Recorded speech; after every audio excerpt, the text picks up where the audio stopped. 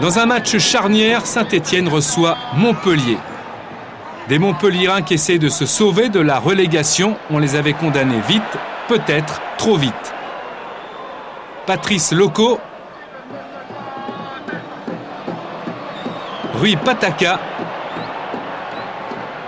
Et c'est un contre son camp inscrit par Jean-Guy Wallem. C'est un véritable symbole, ce but marqué par le capitaine des Verts contre son camp. Saint-Étienne est mené 1-0. Les Montpelliérains continuent avec ce lob de Patrice Loco, 2-0. Depuis le début de la saison, à Saint-Étienne, on a parlé plaisir, mais on a parlé également capacité de réaction. Elle sera bien réelle avec Alex et Gvarme. Pedron pousse le ballon dans les filets. Saint-Étienne revient avec la rage. Les Verts sont menés 2-1. Pedron a marqué son 7e but de la saison.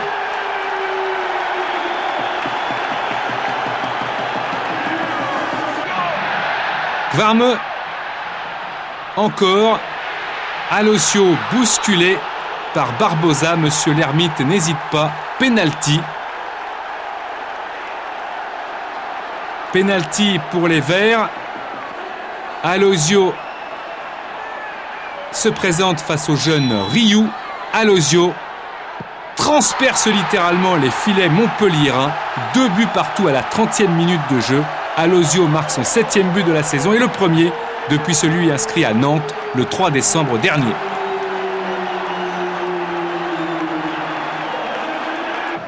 Saint-Étienne revient dans la partie avec Pape Sarr,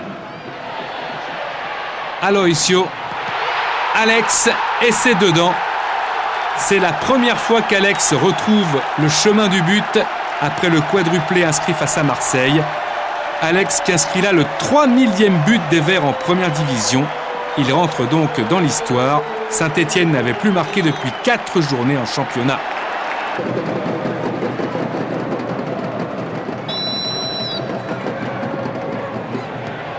Sarr qui insiste encore et au deuxième poteau, Bruno Carotti donne l'avantage aux Verts, un avantage un petit peu plus conséquent, 4-2. Le coup franc a été joué, Pape Sarr est au deuxième poteau. La belle parade de Rudy Rioux qui est un très bon gardien de première division. Mais Sarr, encore une fois, en symbole, s'est arraché par terre. Le président Bompard demande aux supporters de donner plus encore de la voix. Montpellier n'a pas renoncé non plus avec Delaye, la tête de Loco, Pataka. Et encore Montpellier qui revient dans la partie.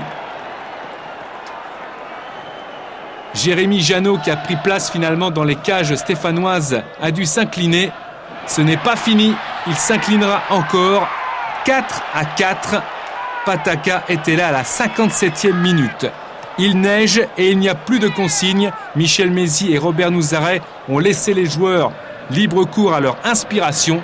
Et Saint-Étienne est là. Sous cette neige, Alex Alosio, une frappe freinée seulement par Rioux à la 81e minute de jeu. C'est une faute de main du gardien. La délivrance pour Saint-Étienne. Et le malheur pour le gardien montpelliérain. Match très très important à ce moment de la saison, gagné par Saint-Étienne. La réaction du président Alain Bompard.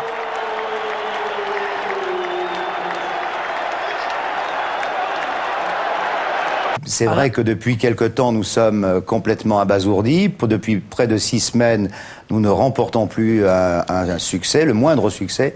Et que ce soir, nous n'allons pas nous plaindre de ce qui nous est arrivé. Moi, je dis que ce jour-là, c'est un signe du destin. Je veux dire, là, on a eu tout ce qu'on n'a pas eu pendant une certaine période. Et que ça se passé contre Montpellier, pourquoi? Je sais pas. On a tout eu. Je pense que ce jour-là, je l'ai dit tout à l'heure, l'arbitre, le temps, la réussite, l'erreur du gardien, le spectacle, la volonté des joueurs, les erreurs, les occasions, on a tout eu, je pense. Mais au fond de moi-même, si on m'avait pris l'attention à la fin du match, je pense que j'aurais été très haut. Parce que j'ai eu peur.